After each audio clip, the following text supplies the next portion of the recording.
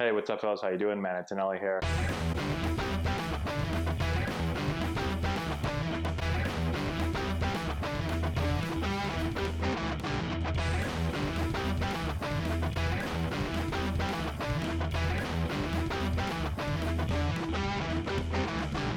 Hey, what's going on, everybody? How we doing? Matt Antonelli here, answering your questions today. Today's question is on Major League Pranks. What pranks are played on players during the game in the dugout? So we're going to talk about the pranks that I've seen and kind of how they're done. So let's get right into it. In my career, whether in the minor leagues or the major leagues, during games, I pretty much have seen three pranks. You'll see them all the time.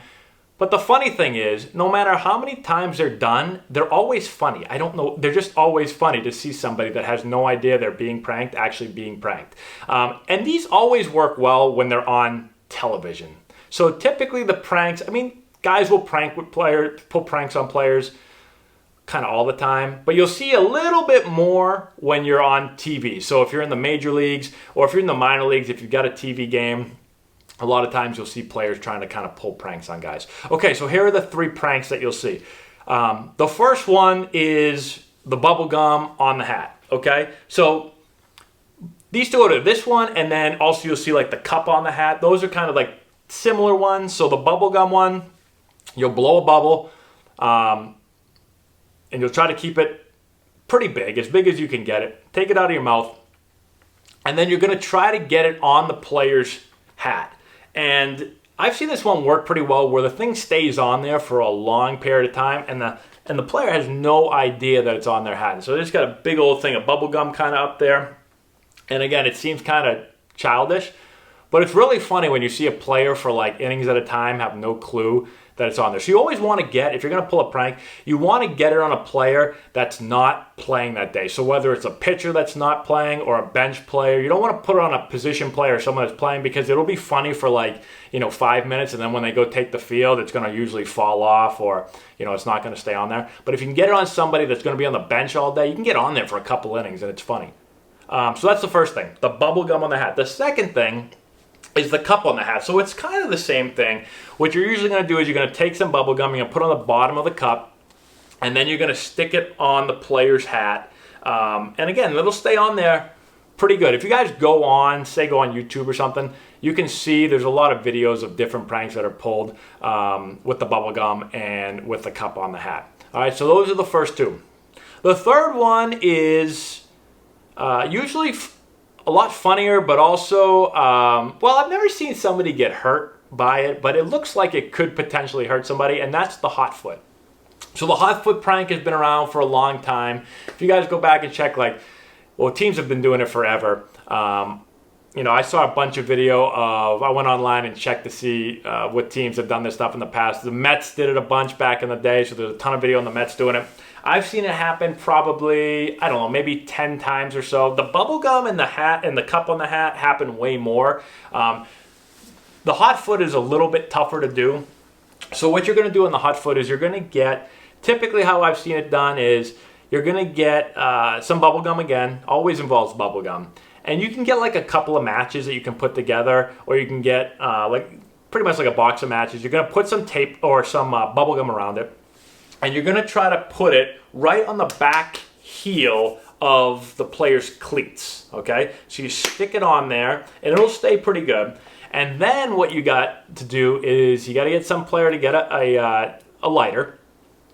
And usually the best way to do it is when the player's kind of sitting on the bench, especially if you're playing at a stadium where they have a row, so you get the benches up against the back of the dugout, but then there's another row of benches. Sometimes it's elevated so you can kind of see over the railing. If you have one of those, when the player's sitting down, you can get underneath, you can get behind them, and you can get the lighter going, and you can light the matches, and that thing's going to start to go pretty good, depending on how many matches you put on there. If you go online and check, I haven't seen, in the old days, they show some guys doing it with it looks like 50 matches rolled up there. That might be a little excessive. You don't want to burn the guy's leg off. I've usually seen it done with just a couple. Sometimes I've even seen it done without matches, just a piece of paper or something that'll burn a little bit. But if you want to really go big time with it, you can get some matches. before I should say this, before I say any of this stuff, I do not recommend doing any of these things. Don't go burn your teammate down, okay? These are just things that I've seen. I do not recommend, especially for young players, please don't go set your teammate's leg on fire, okay? So, now we get back into it, describing it. When that thing goes up, usually what you'll see is the player will they'll smell it first. They usually don't feel it at the very beginning. They'll start smelling something. You'll see them kind of looking around like, checking their hat. What the hell's going on? Look around them. And then eventually they start to feel it when it starts to get pretty big. I've seen some where it looks like the flame is like coming up to the guy's like calf. So it's getting up pretty high. And then usually they just start kicking their leg. They realize that something's on their foot. And usually they'll be able to kick. If you kick hard enough, usually the bubble gum and the matches will come off. And hopefully not light somebody else on fire. That's probably, out of all the pranks, that's the one that usually guys just lose their minds on. I've never had any of those 3 pranks done on me, but I've seen them done a ton. Spring training is usually a really big time for pranks. The regular season, I never saw any done in my major league time in the regular season.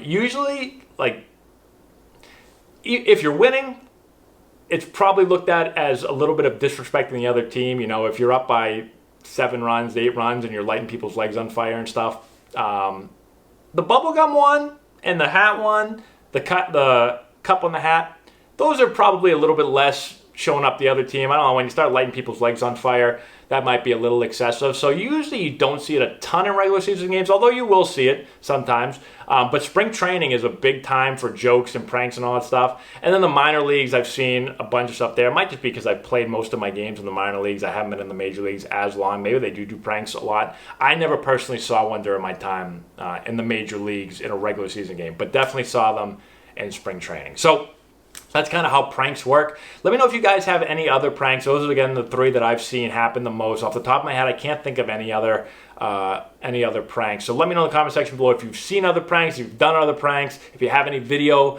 on YouTube or something from other pranks. Let me know in the comment section below. I'd be interested to check those out. And that's all I got. Thanks again for watching. Subscribe to the channel if you've not done so already. Give it a thumbs up. Share the video with all your friends. Check out the description box below. We've got a bunch of stuff down there. We've got a deal going on with Plate Crate where you get 50% off your first Plate Crate, so you can check that out. We've got our Patreon link where you can help support the channel. We've got a bunch of other stuff, so go ahead and check all that stuff out there. And that's all I got. Thanks again for watching, everyone. I appreciate it, and we'll talk to you later.